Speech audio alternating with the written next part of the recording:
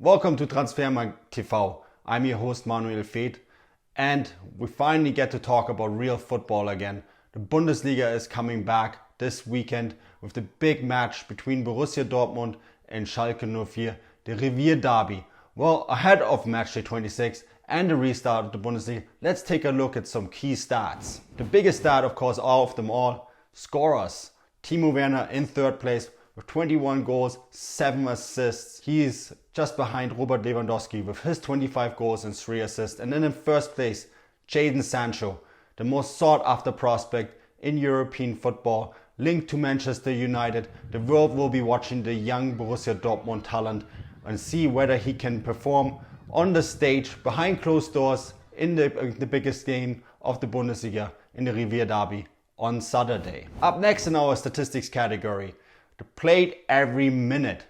Gikiewicz from Union Berlin, Timo Horn, Radetzky, Manuel Neuer, Jan Sommer are the goalkeepers that have played every single game this season.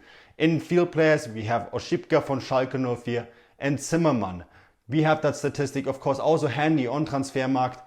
Players that are stand out, of course, Manuel Neuer, the goalkeeper. He has been in top form all season, perhaps once again among the very, very best goalkeepers on the planet. Up next in our statistic, the best runners in the league. In fifth place, Sebastian Vasilidis with 279.7 kilometers covered, the Paderborn player, one of our top 5 players. Florian Niederlechner from Augsburg in fourth place with 280.5 kilometers. He is right behind Robert Andrich from Union Berlin, 281.2 kilometers. Third place for the player from Union Berlin. And then David Klaassen from Werder Bremen, 284.0 kilometers covered. That's 11.8 kilometers per game. Very impressive number. In first place, Joshua Kimmich, the Bayern Munich star, with 293.1 kilometers covered. You can see here in our statistic, per game that makes it 12.2 kilometers for the right back turned midfielder. Up next, chance conversion rate. Bayern Munich in fifth place, 19.9% of their shots converted. For there, just behind RB Leipzig with 21.9%. Then Eintracht Frankfurt with 25.5%. Borussia Mönchengladbach with 27.1%. And the very top, Borussia Dortmund.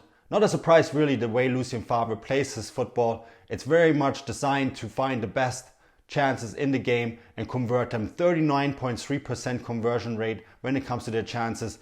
That is a top value in the Bundesliga. Now take a look at shots per goal. Sebastian Andersson in fifth place, 4.7 shots per goal. Johan Cordoba, the Köln striker, 4.7 shots per goal as well. Timo Werner, of course, he's high up in the statistic, 4.5 shots per goal. Marco Reus in second place, 4.3 shots per goal. And Robert Lewandowski, no surprise, the Polish striker is also leading in this category. He is the deadliest striker in the league. 108 shots, 25 goals, 4.2 shots per goal. That is an incredible value. Goal ratio, again, no surprise here.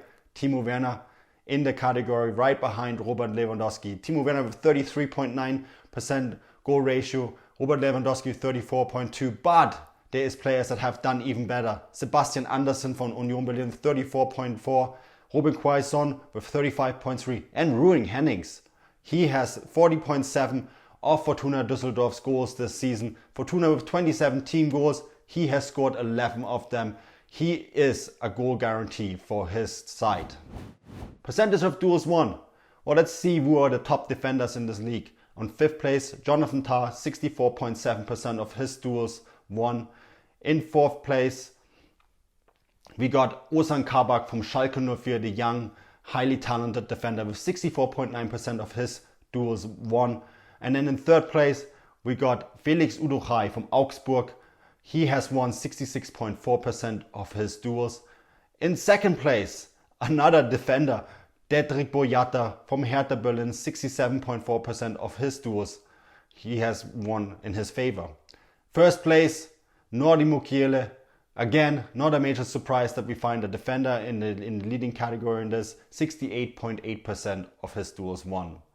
Here a quick glance on the top 5 of the best defenders in the Bundesliga according to the percentage of duels that they have won this season. Well, let's take a look at the most fouls and fewest yellow cards, the bad boys that never get caught. We have Marcus Thuram, 41 fouls, just 3 yellow cards. Then in second place, we got Jean-Paul Puritius, 36 fouls, just 2 yellow cards. And Florian Niederlechner, we already had him in the statistic today. Turns out he gets away with a lot of fouls, 37 fouls and just 1 yellow card. Seems like the referees don't take a closer look when he is on the pitch. Now, disciplinary records. These players are getting caught and they are the true bad boys. Jasola from Paderborn, 12 yellow cards this season. Leon Bailey, 2 red cards, which gives him 10 points overall in the bad boy category. Jerome Boateng, 5 yellow cards, 1 red card. Ihizibui, 5 yellow cards, 1 red card. And then we have Joachim Mere with 4 yellow cards and 1 red card.